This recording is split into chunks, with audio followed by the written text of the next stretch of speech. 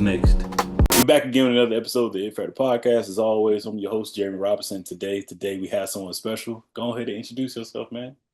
What's up, man? It's your boy Josiah Kenty, man. Happy to be here, bro. Thank you for the invite, dog. Indeed, I'm glad you can be here, man. I've seen the work you've been doing. I'm like, gotta get you on the show. That's Yeah. all. That was the biggest thing. I was like, yep, you doing good. Okay, gotta come on the show. That's it. So I say, man, how you doing mentally, physically, and emotionally? Man, thank you for asking, bro. I know we was talking a little bit before we got started, just with the mental aspect of it. We live in a day and age when people ask how is your mental state, they Mm, automatically go to the either you whining about something or you complaining, right?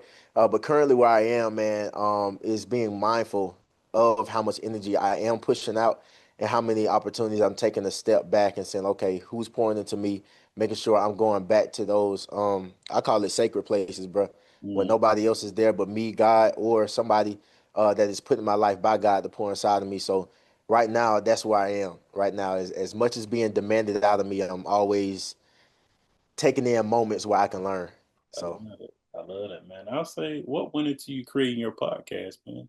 Flip the Culture podcast. I love that name too. Flip the Culture. yeah, man. Just a book. So I got the book right here, man. Overtime: How to Win the Championship in Life, and I wrote it on the eighth grade reading level, Okay. because I was inside the classroom. I taught special education for 2 years. Ended up getting Teacher of the Year my first year teaching, and my second year Outstanding Middle School Educator of the Year award through Murray State.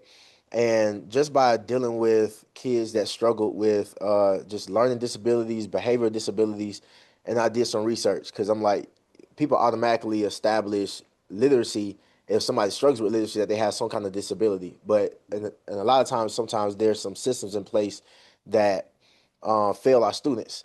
So what I did was I looked at the average reading level, bro, and it said eighth grade, and that's that grade that I taught, right? So it's like, man, when I write this book, I'm gonna write it on the eighth grade level, but people don't realize that.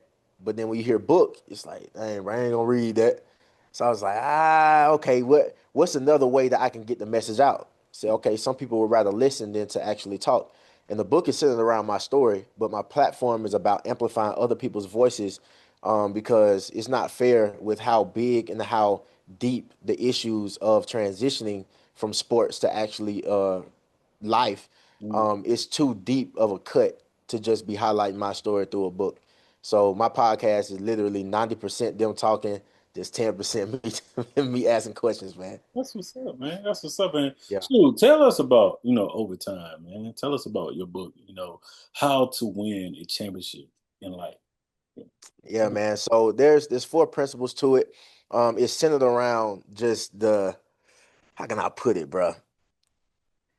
If you ever played Little League football, Hmm. there's this concept to make things more exciting, and it's called the hard four, right? So you the hard four, you don't get any first downs. That means every single down is crucial, right?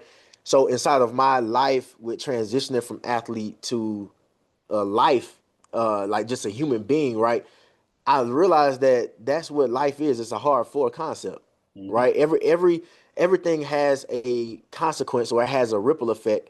But how can I deliver that to the next person that's struggling with them taking chance after chance after chance, and then they're not taking calculated risk, right? So hard four puts you in the mindset of taking a calculated risk.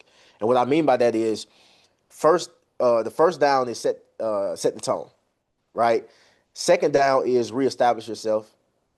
All right. And then third down, you have you're in a very interesting position in third down, Hmm. because it's like, okay, matter of fact, my bad. Second down is run the play.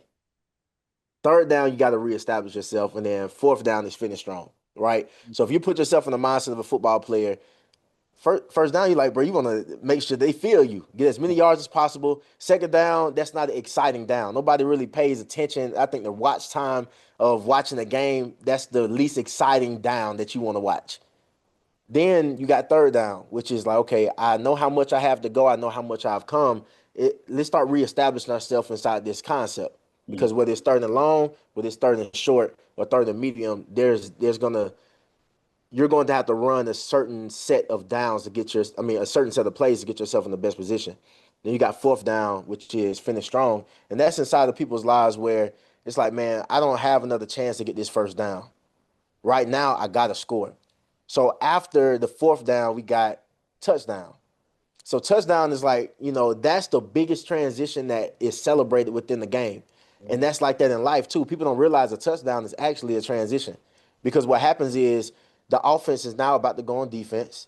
The defense is about to now go on offense. Coaches now change their positioning inside the game and who's actually on the field. Then you also have something that's least exciting than just changing the positions. You got special teams, right? So all these transitions are happening while there's people in the stands celebrating. But if this transition goes wrong, only the people that's going to feel that is the actual team. So in the mindset of an athlete, we have to realize that just because people celebrate our successes, that doesn't all the way mean that they're going to be with you inside the transition of life. And I think that's the biggest thing that hurts the most is knowing that you had this big support system while you're blood, sweat, and tears. You're trying to get it out, what you call the mud. You're automatically there's an automatic transaction from the emotional standpoint inside the game where Mm. I can be feeling depression. I put it in that game. I score a touchdown. People cheer about it. I'm dealing with anxiety. I put it inside the game. I score a touchdown, big hit. Somebody cheers about it. But I'm putting my everything, my pain, everything inside this game. And there's a transaction of celebration. But now that you don't have that outlet anymore, now you're in the mindset of, dang, bro, how do I express myself to the world and still feel celebrated? And we see that with doctors, we see that Mhm. with lawyers, we see that with sanitation workers, we see that with anybody that puts their identity inside of a work and is taken out of them. And that's what I'm trying to get people to realize is that it's way deeper than just athletes. This is a framework that's needed across the board when you're putting your all into something. Yeah, I love that, man. And that's great how you broke that down. But also, even going back to listening to your podcast, I listened to a few episodes of it yesterday, and I was just like, this guy gets it. Like, I was like, it's not no one fix all to every person, but when it comes to athletes, it really ain't that different from being a person. Of course, Yeah. it's like how life is set up. I never noticed that until I took a step away from football. And once it was over for me, I started noticing like, dang, this is what I was learning. Yeah. Like, dang, and I look at life now versus my wife, like not being an athlete. She's like, dang, you really do stuff. You got a lot of discipline and stuff that you do. And I'm like, hey, Hmm. it's because I had to get up at 4 or 5 in the Yeah. morning and go do this and then do this and then go do good in school because my mom wasn't Hmm. playing that. So stuff like that still sticks with me today. So like, Yeah. man, I definitely commend you for that because I got to get your book too. Definitely got to get that. And bet, yeah, I send you a copy, bro. Yes, indeed. Okay. So I Yeah. say, what is your it factor? Why do you do what you do? Man, I've had partners die Hmm. after leaving the game. I've had partners die inside the game. I Mm. had partners get injured while they were in the game, and I see them transition not so successful. Um, One thing that I posed during my TEDx talk, TEDx Alabaster talk, is I asked everybody to go search 5 athletes and right next to their name, put in where are they now. Mm. The most like you might find someone that is an all-star dad, right? Might find somebody that's an all-star CEO, just create their own business. Somebody got a podcast, right? Doing some good things in their life. That's great. But then you have the people that you don't see that much of a promising type of news, right? Probably domestic violence charge or in jail. Unfortunately, some are dead, right? Suicide, these type of factors, right? Where they fell subject to not making it out of the transition successfully. And then the most disheartening thing is when you search an athlete and the last thing that was on AI, the last thing that ChatGPT can find, the last thing that a news article can find is 10 years ago when they were operating at the highest of their athletic career. That's the most disheartening thing is like, bro, out of all these things where we can find somebody from just a search, Hmm. nobody can find them, bro. That's most disheartening for me when there's no news attached to a person that had it all. That is true, man. And bro, that's the crazy part about even podcasts. I think well, even sports leaving home, man. I'm from Fort Valley, Mhm. Georgia, so like leaving home and coming here, man, and seeing guys, especially Facebook, like seeing guys that was like they were goats, like they Yeah, how this they go on this place, they're a 5 star, and it's like I went to my school, I did my thing, cool, but I was like, I'm pretty sure they was doing their thing, and you look and you like. yeah, Dang, that happened? Dang, I can't yeah, believe that. Or like you saying, I can't even find you on LinkedIn, man. And it's like, I can't even find a search for you. And it's like, damn, I Yeah, can't. It fell off the face of the earth. And yeah, it's like, I always think like, did anyone, not us, but did anybody drop the ball? And I was like, yeah, not only themselves, but other people drop the ball with that hmm, because it got to be a place where you can say, hey, you ain't just as athlete. This ain't gonna be forever, And yes, right, coaches say it all the time, teachers say it, parents say it, but I think it should be like you said, just like you said earlier before we even started. The program you started gonna help a lot of kids. The SAT, hmm, ACT. That's somewhere it started. I had so many teammates, man. We was taking the ACT, SAT, something as simple as that. Looking back now, and they wasn't taking it. They like, I ain't gonna take yeah, it till later. And I'm like, bro, you know that we gotta meet this because if we don't, we not going to school. So it's stuff like that I think that we dropped the ball on, especially in small college. But as I got to college, I realized it was all over the world. It ain't yeah, even just so. yeah. So you're right, man. You're right, man. So I say, no, from your comeback story, man, is incredible. After tearing your ACL, your LCL, and MCL, and your meniscus. So that's a lot. I wrote it all down because I'm like, that's a lot to Yeah. face. How you didn't walk away from the game, man? How did you say, you know what? I'm gonna keep this. I'm gonna keep going at this. So it wasn't my first time going through that. Hmm. My first time going through it was my 11th grade year. And this is Hmm. when like over 30, 40 schools were coming getting me out of class all spring, right? So my first D1 offer came from the University of North Carolina, Charlotte. Out of North Carolina, bro. I was lit. I didn't even know what a scholarship was for real. Like I knew people went to scholar. I mean, went to college for free. I knew people were playing on TV and stuff like that. But I'm just like, like, well, how does that process go? Because in my high school, I was a part of the first cohort that brought football back to the high school playing at the varsity level. So football had been gone from my high school for over 35 years from like 1975 up until 2011. Oh wow. So when I came into that arena, I've had players go before me, but they didn't go D1. So when I came along, and a couple of my classmates came along, like some more attention started coming to the school Mhm. because we started like winning. So then like Clemson came one time, bruh, like Southern Miss, like all these different. I'm like, dang. I'm like, man, Uh-huh. this is dope. You know what I'm saying? And I ended up committing to the University of North Carolina, Charlotte. After I committed with them, that's when the tear happened. When that's just the ACL Hmm. that tore that time in high school, and some scholarships dropped off, and then others started coming back after I started getting more film and stuff. Because I mean, even that comeback was I came back in like 5 to 6 weeks. I mean, 5 to 6 months, and in a full recovery is supposed to take at least 7 to 9, Yeah. right? But it was my senior year, bro. I was like, man, I got to get these scholarships back, man, because they were all gone. So I ended up getting five more D1 schools. Ended up committing to go to Murray State University. My first fall camp, second week of fall camp, ended up tearing my ACL, LCL, MCL, and partial meniscus tear. So that's when I tore all of that, and I was getting film. Like I was making plays, bro, making tackles, backing up. I'm hitting the starters with a coach like, hey, don't hit, like you know what I'm saying. So I'm just like, shoot, bro, I can't go out like this. So I went to the doctor. They got it drained. And one thing about colleges is that they want to get the most out of you Right. while they still can. So at first they told me that it was a sprained ACL. So in my mind, I'm like, bet. I'm gonna go ahead and put my knee brace back on, tighten it up, and go back out there. And that's what I did. So that following week, I went back out there, man.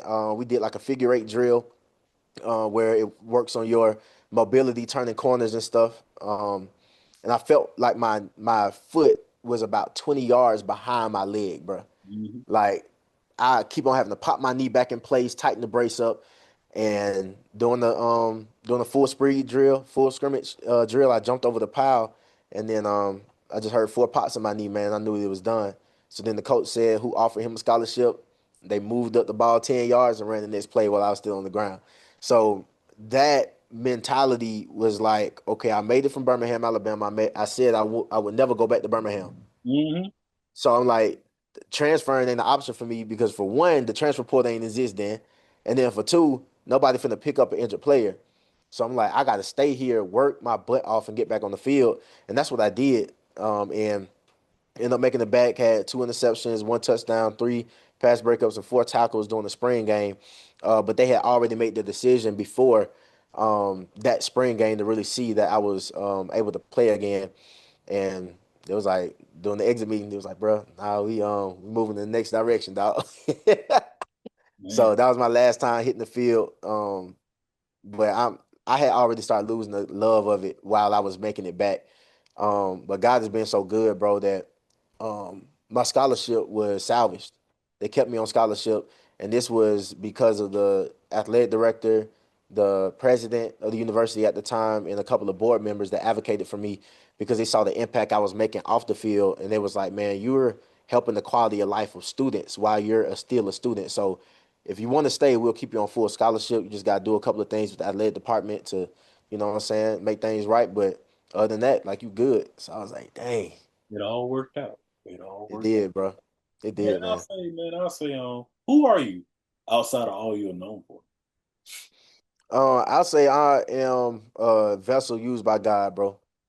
So Yeah. the things that people know me for, I feel like that's almost like a modern day Bible, right? Mhm. Like your resume is what the world knows you by. But there's a scripture inside the Bible where Paul was talking about how to disciple, how to go after and build the church, and he said something that always stuck with me. He said, um, I had to become all things to all men so that I may reach some.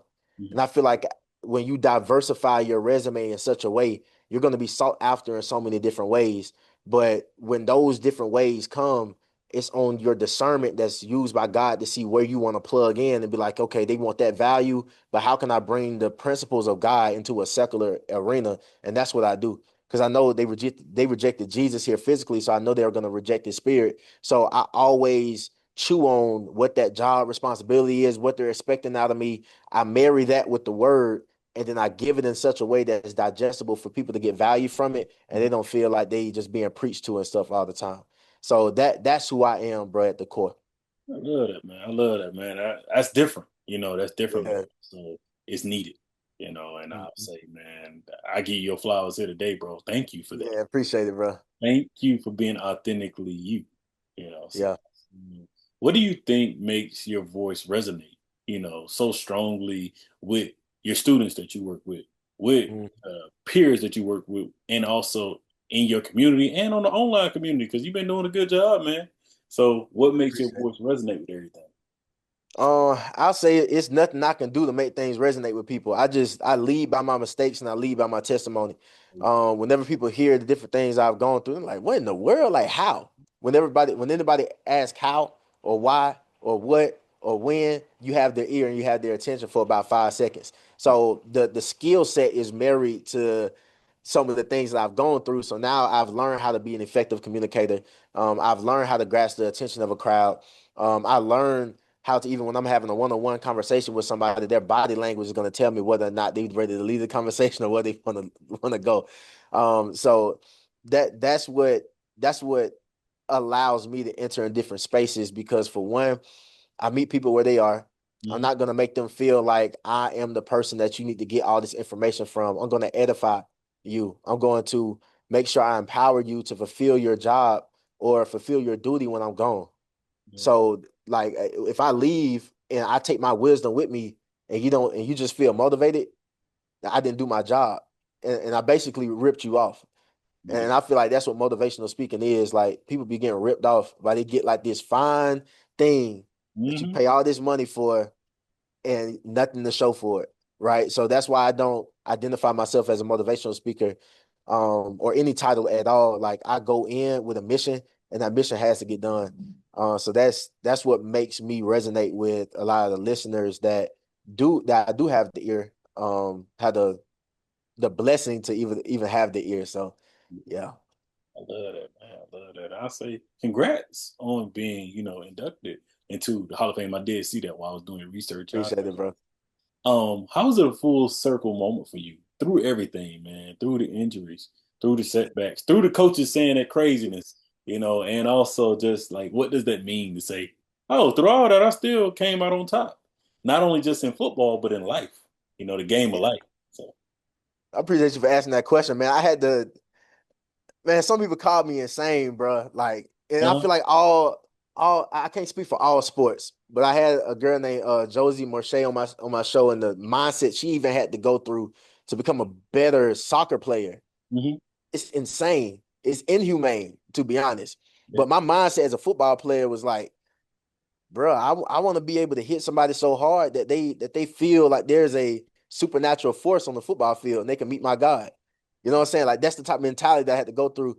Like there's different things where it would keep an athlete up at 2 o'clock, 3 o'clock in the morning, and it's like, bro, I got to go out here and work out. But when God shows you a vision, you can no longer, work out to play on the field or the basketball court or whatever.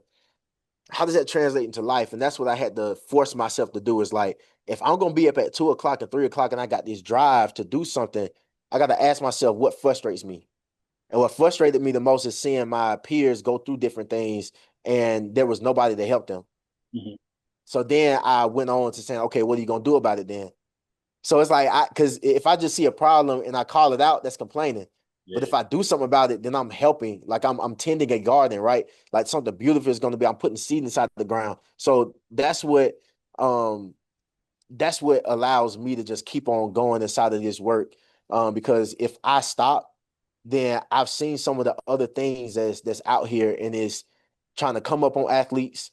It's trying to get all the high profile athletes Hmm. to increase their brand and then also get money from them, right? But they're masking it as they're giving you a service, but it's like, no, nah, bro, that service not quality, bro. Hmm. Like that Chat GPT came up with that. These You're are right. real emotions. And Chat GPT has already proven that it doesn't know how to identify the emotions of humans, right? So like that's the integrity that I move behind the work that I'm doing now.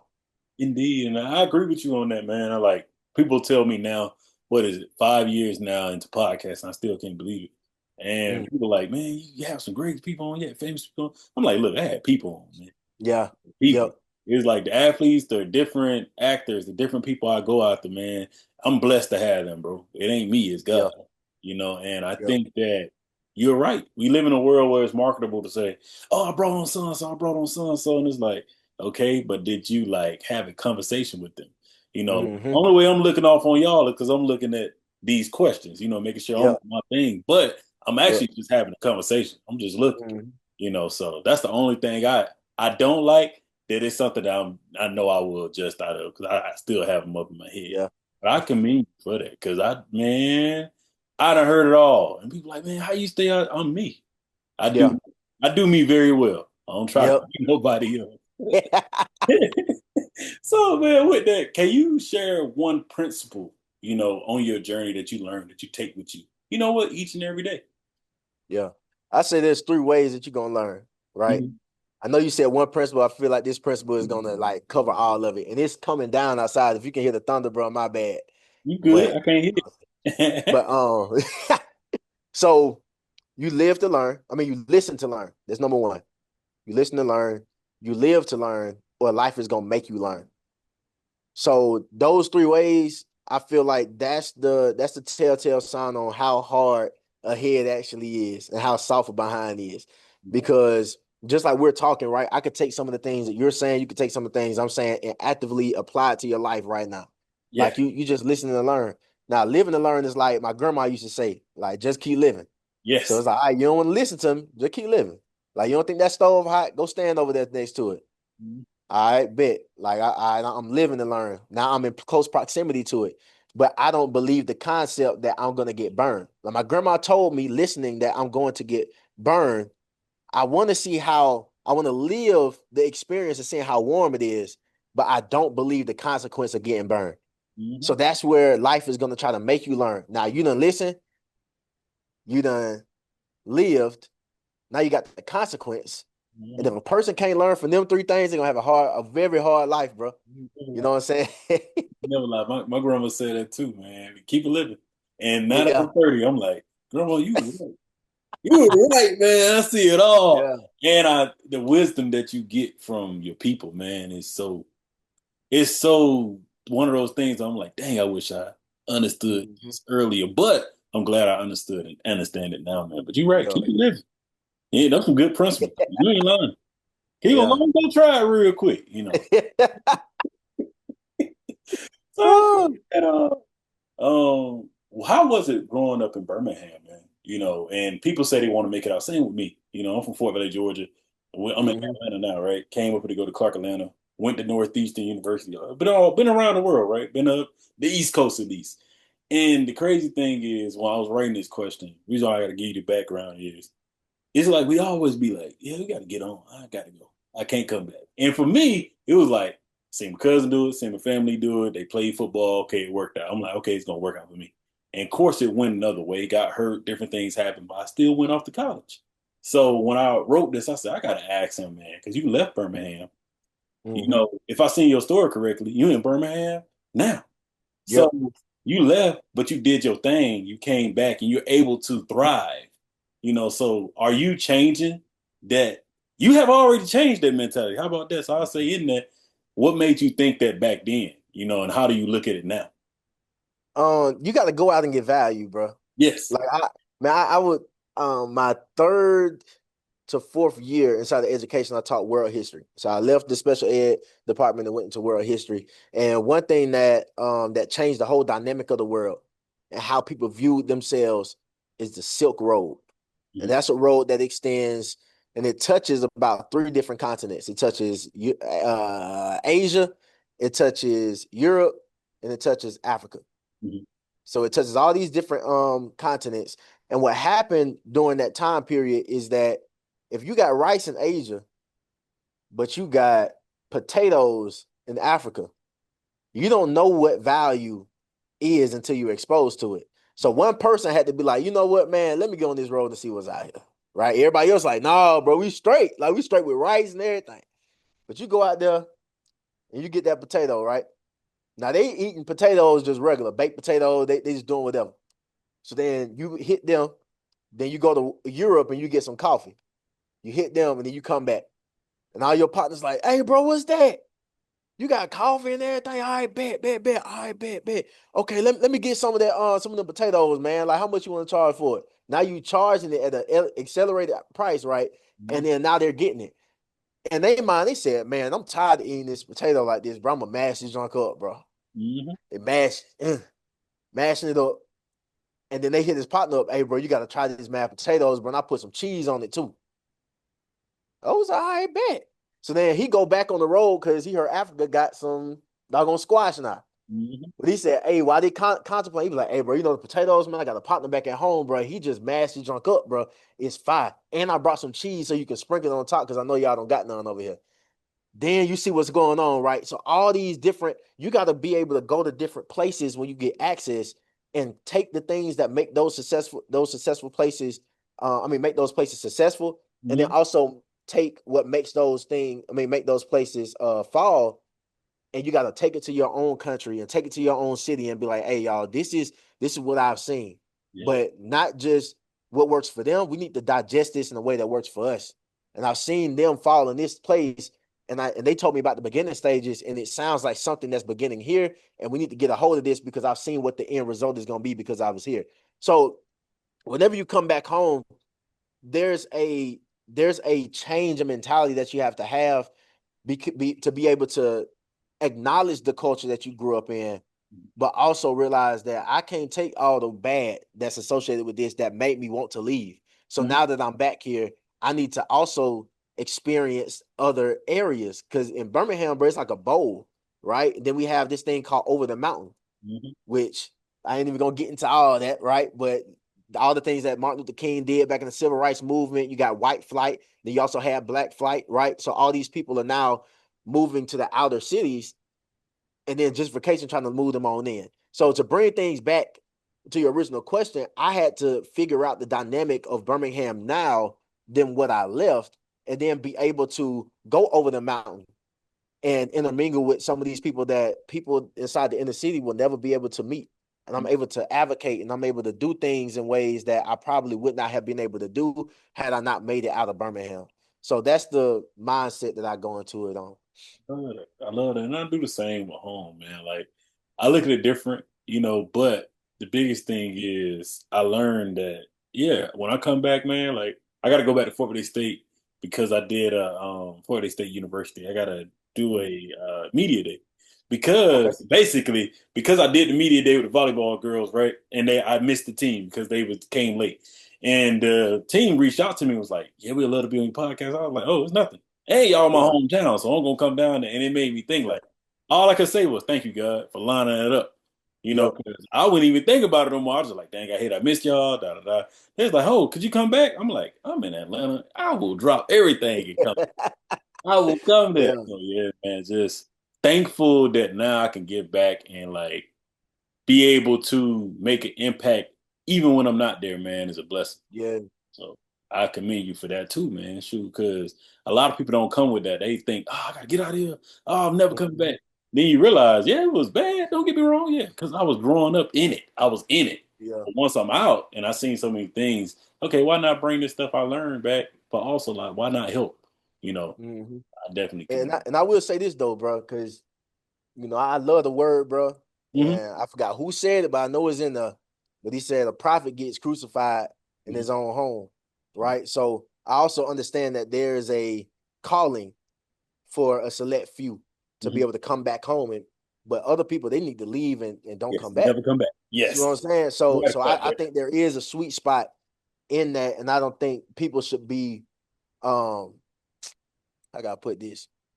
I don't think people should be ostracized Yes, or talked down upon because they didn't return back home and they were led to another place to embark value. That should actually be a badge of honor to be yeah, like, hey, I'm from this place right here, and just know I'm an extension of my community. So as you're seeing me, you're seeing everybody else hmm, that might not have been able to make it out, but doing some things inside the city that you're being able to meet me, and that's your encountering with that community that I'm leaving behind. So I think there's a sweet spot in that too. I love that because yeah, you straddling the line. So yeah, certain people, you're right, Yeah, you can't come back, and it's fine, yeah, And I get it. And even with myself, with my mom passing in 2022, man, I dang sure don't go back as much unless I'm doing something for the family or yeah, see. But yeah. I do get the questions. I used to get questions, man, you don't do Hmm. stuff. Why you do? And it got to the point where I was like, well, God ain't got it, and I ain't got to do it. But Yeah. I'll see what I can do. So Hmm. you're right about that, man. Shoot, I had a good time talking to you, man. Real, for real, man. I say, when Yeah, it's all bro. said and done, what would you like to be remembered for? Let's say it one more time. When it's all said and done, what would you like to be remembered for? And I don't mean death with that, man. I think like it's like I'm done. I'm 70 and I'm not doing nothing else. I'm chilling. I'm just giving Hmm. back, something like that. Yeah. Yeah, I say just like if you were the timestamp whenever I got serious about this work Hmm. and you time stamped it on the time that I died, because this is something that I know is going to outlive me. That's Yes. why I went through the rebranding process of like not pushing me, but pushing the brand. Um, so I want to be able to look at that timestamp of my own earth legacy Hmm. and then see how long after. So my true impact won't be able to be felt until the next generation gets to about their mid 20s and mid 30s. Hmm. And that's how far I'm looking ahead. So like my impact, man, it probably won't be it won't be gauged until probably my kids have kids and then they transition after the game. So I'm excited for that, which I know I probably won't be able to experience that, but I just know it's going to be a holistic experience for those that take the value that I was able to leave here. I love that, man. I love that. And I'll say, what made you name the book Overtime? Um, everybody is inside of overtime, bro. That Yeah. means that you did everything that you could to stay in the game, but not enough to win. Hmm. That's all overtime is. I love that, man. So it's you're putting yourself in a position that every single day you got to win like you got to play like you're winning and playing for a championship. Hmm. And that's why I did the subtitle How to Win the Championship in Life. So that overtime mindset is, bro, even though the game has changed though, because the overtime rules is a little bit different than the regular game regulation. So I just learned how to make life a game, bro. Like how to continue to have fun, um, like how to together a playbook. Like so, all the stuff I'm thinking about now is some of the things that I was struggling with inside of depression with, had anxiety with, just not knowing which direction to go to in, and I had to realize that I could play ball in overtime still. It's Hmm. just the rules of how you implement your game plan is going to be a little bit different. love that, man. I love that, brother. And before we do close, I ask, do you happen to have any questions for me? Any questions for you? Mhm. I say like what got you into just doing the podcast space, and how long do you feel like you're gonna continue doing it? Yeah, man. Good question, bro. I literally back in 2019, I think I was graduating college, and I had already secured my job and all those things. But a little bit before that, I was making that transition like to coming back to my HBCU. Like I had left Clark, came back to Northeast. I mean, left Clark to go to Northeastern, man, up in Boston. And it was Mm, for engineering school. And I was nervous because I'm like, from the country, man. I'm like, look, I'm country. What we yeah, doing? It's cold up here. All right, cool. And I went through all that, man. And through that time, I went through a time of like really leaning on God. Like, man, I don't know what's going on, but I got to see what to do. And I couldn't grasp some of the stuff that was being taught. And it was my first time, like, dang, man, like, I know I'm smart, man. It's cool. But I started realizing that a smart thing that's not a thing. I started to realize that, okay, I don't want anybody else to go through what I'm going through. And if so, I want them to be able to look at different people, mm, that even been on my show. And I didn't know that then, but now I do, like, oh, dang, they can see that they can keep going. So literally, yeah, when I got back to Georgia, and I prayed about, hey, I hope we get through these classes, God. I'm gonna do something to get back. So I got my job, man. Graduated, and it just kept coming up. Like, God, like you still ain't did this. Like you said you was. yeah. And it came up in a conversation with my friend that's in mass media, man. He work at ESPN now, and he was like, "Bro, if you shoot a show, I edit it." And I was like, "Okay, what I'm gonna do a show about?" Man, I brought people on that was in tech because I'm an engineer outside of this, and Hmm. literally, I was sitting down with my mom watching football. She's like, "You need to interview them. You need to interview people that you always want to talk to. You need to interview everybody so that people can see that." It ain't just about this set person and don't put yourself in the box. But also what she was teaching me and I didn't notice, and God was able to show me was this is bigger than you. So Mm, once I started doing a podcast, man, I started realizing the reach it had from it wasn't just people from at home in Atlanta that was watching it. It was people all around the world that was watching it. So yeah, much so that different people started reaching out and man, I'll say that it's a cool thing to do, but to be into 6 seasons now, about to close out season 6, it's kind of yeah, crazy because it's like, dang, I really did. All right, man. Like, and I realized probably in season 3, it ain't about me. It's bigger than me. And, just being thankful for the things that come. So when it comes to like a year time, I say in doing it, I got a good little ride to go, man. I feel like I'm gonna keep it yeah, going. I may change into some things differently, but podcast still gonna be the same. Like you said, it's a brand now, man. The podcast I've been to a lot of places, and the biggest thing I love is the people that is able to impact and the stories, man. That'd be yeah. the coolest thing. And just being able to see people grow, like yourself, to see you grow, man. I'm gonna repost them, like, hey, he doing his thing. So that's the thing Appreciate that, that's bro. cool, man. That's like Yeah, it's bigger than anything. It's like, dang, that really mhm, happened. They really went after that. So yeah. that's why I love it. Hey, bro, that's dope, man. I appreciate that, bro. I appreciate you sharing that with me too. Yeah, that's Thank you, good. man. Thank you, man. So yeah, bro. Thank you for asking, brother. That was it, man. That's all I had. I look forward to keep seeing you grow, man. I love what you're doing. Look, we got to get together in person one of these days, man. Man, likewise, bro. That's why I was looking at my schedule, bro, and Mhm. just August is just jam packed. And they Yeah. want to push back the podcast. So I'm like, man, I need to get in person with them, bro. But I Uh-huh. know it's gonna align, bro. Indeed, man. It's And gonna shoot, align, man. so I got a couple more episodes to put out. Then, of course, get to your episode. But shoot, you and I got 2 more episodes on Saturday, and that pretty much will probably be it. I'll be wrapping up season 6.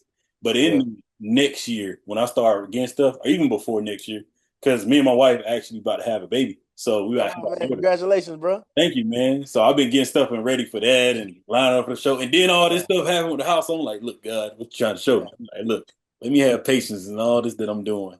And then yeah, outside of all that, man, just been getting stuff in order. And I'm thankful that I'm an organized person, man. I thank right. sports for that. So definitely know we're gonna get back together. Mhm. Yes, Definitely.